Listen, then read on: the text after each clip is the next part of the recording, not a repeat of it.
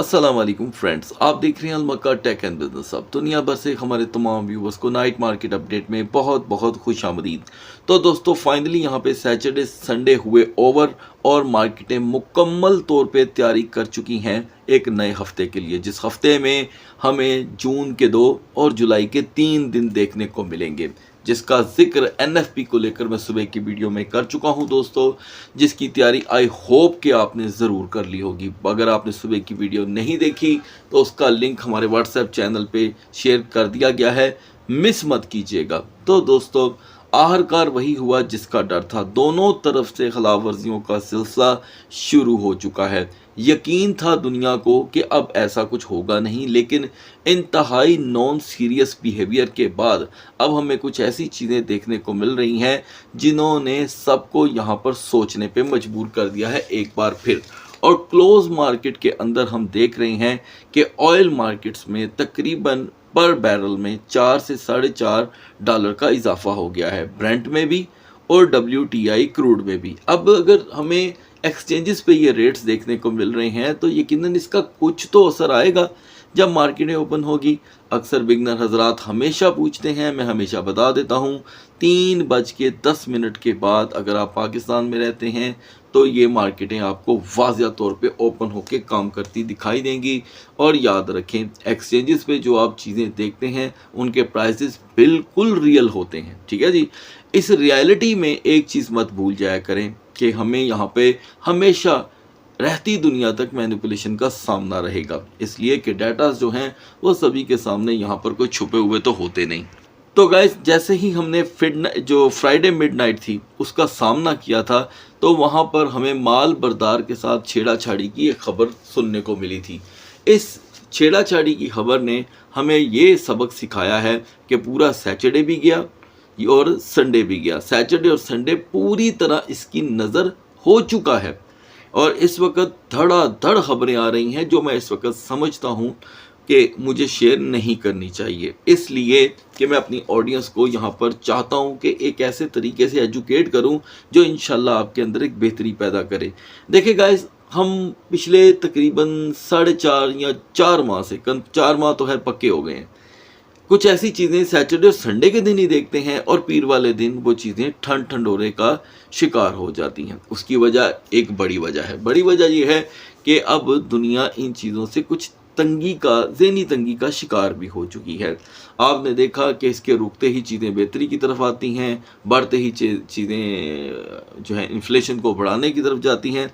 तो मैं ये समझता हूँ कि अब सबको जहाँ पे इंडेक्स के यहाँ पर वीक होने का इंतज़ार था, अगर ये सूरत-ए-हाल जारी रहती है तो इंडेक्स जो है कल फिर सर उठा सकता है, इसमें कोई बड़ी बात नहीं है। लेकिन फिर भी वेल्स जो है दोस्तों किसी को भी कहीं भी लेकर के जा सकती है।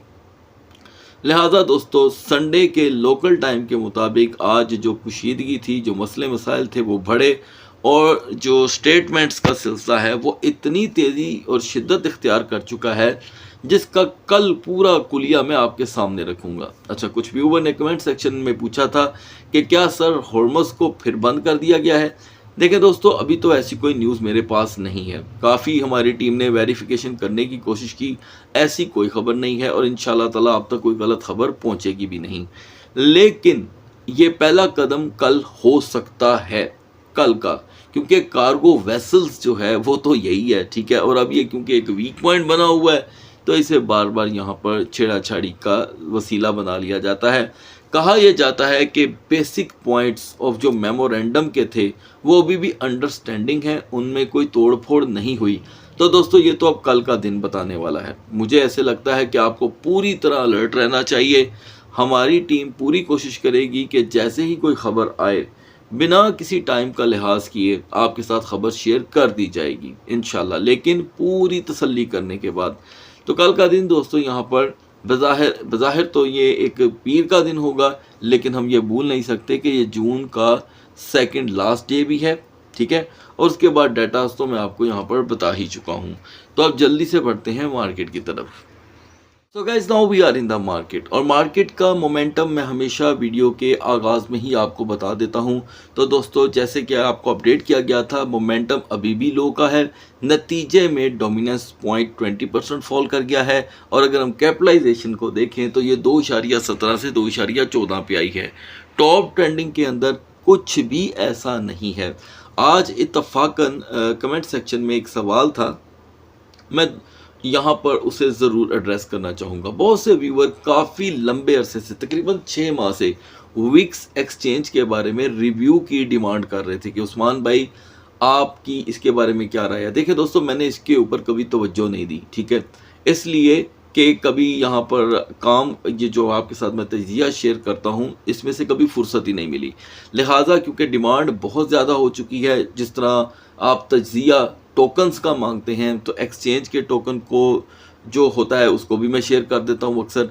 लेकिन क्योंकि ये एक पूरी एक्सचेंज का रिव्यू है, तो मेरी कोशिश होगी कि जल्द आने वाले हफ्ते में मैं इस एक्सचेंज का आपके साथ एक रिव्यू शेयर करूं आपकी डिमांड पे।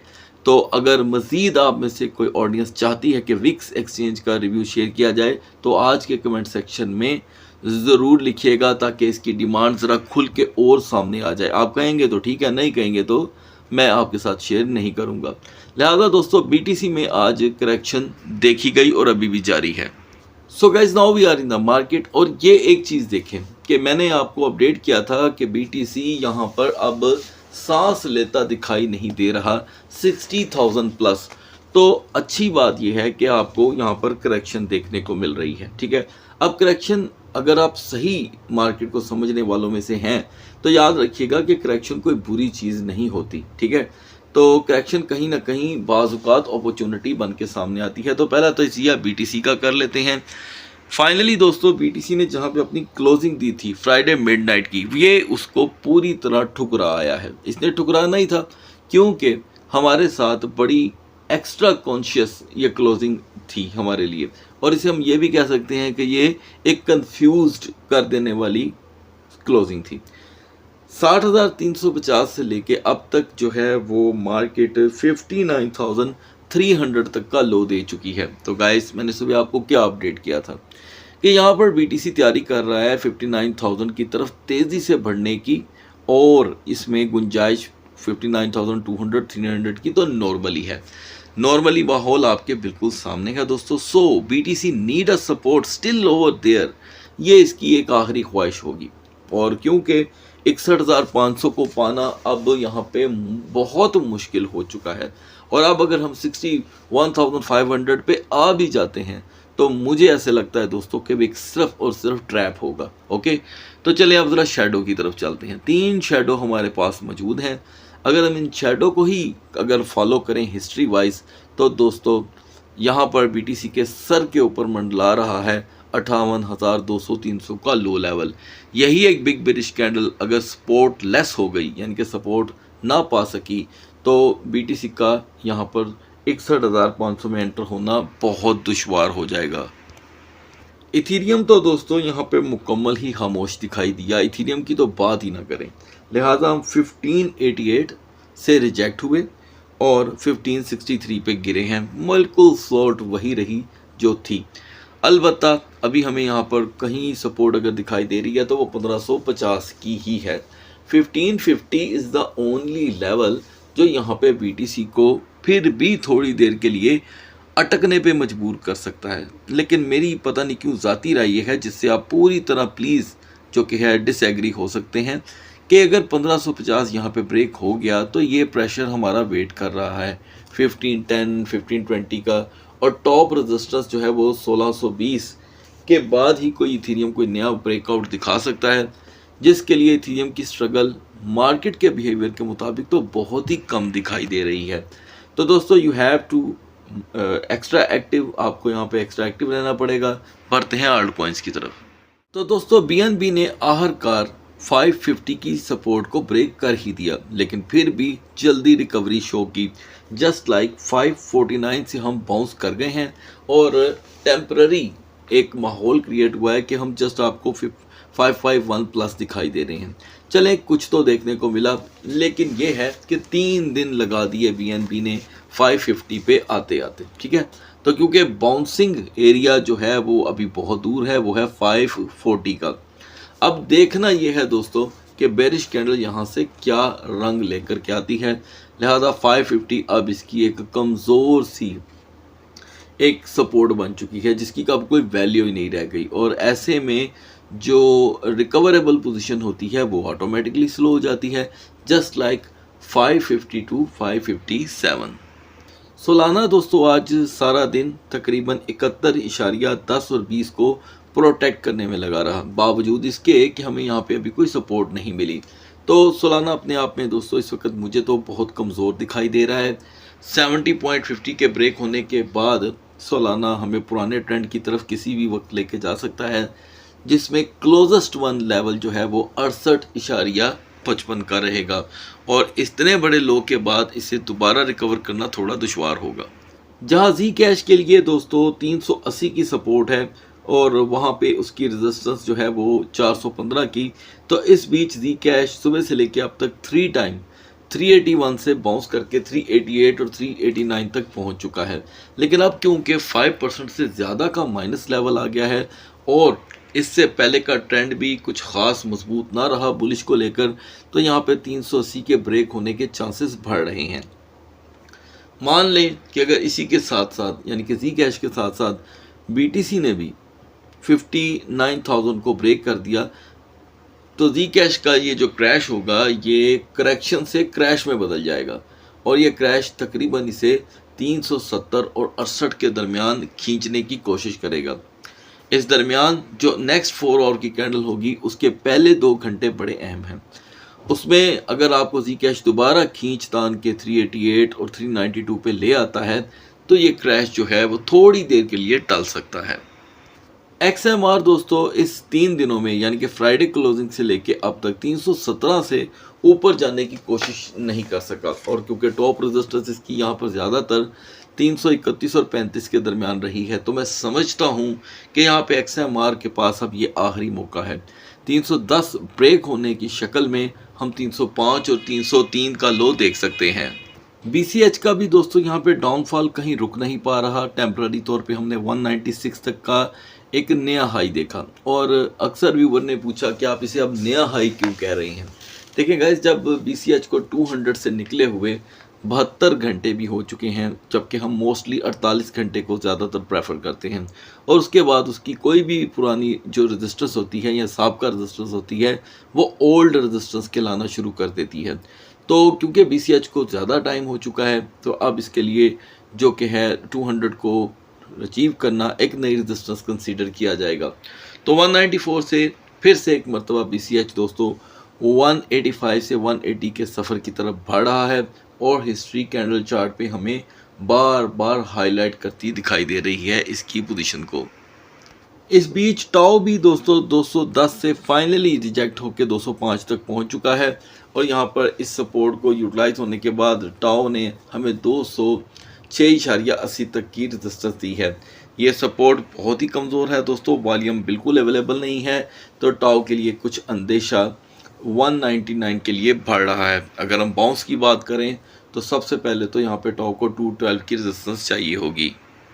तो गाइस, मार्केट जो है वो ओपन होने से पहले पहले अपने उन प्राइसेस पे आ गई हैं जहाँ पे मार्केटें फ्राइडे मिडनाइट को क्लोज हुई थी।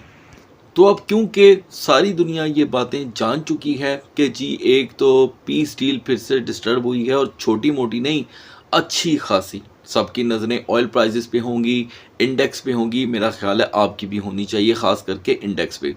तो यहाँ पे इंडेक्स हमें डोज भी कर सकता है। यहाँ पर मैं अपनी ऑडियंस को ये बात ज़रूर बताऊँगा कि डोज के चांसेस यहाँ पर हैं पूरी तरह, क्योंकि बाज़ औक़ात जब सूरत हाल बिल्कुल स्मूथ होती है तो उस वक़्त इंडेक्स को कैप्चर करना या स्टडी करना हो जाता है कदरे आसान।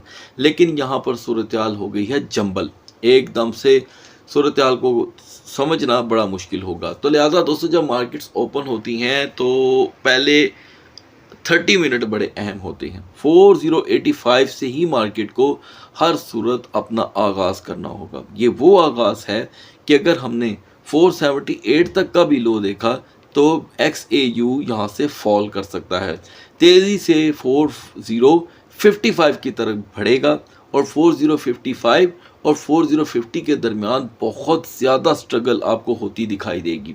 वो क्यों? उसकी एक वजह है, क्योंकि 4050 एक ज़हनी सबकत रखने वाला लेवल है, जिसके ब्रेक होने पर जो है मार्केट जो है एक नए डोर्स ओपन कर सकती है।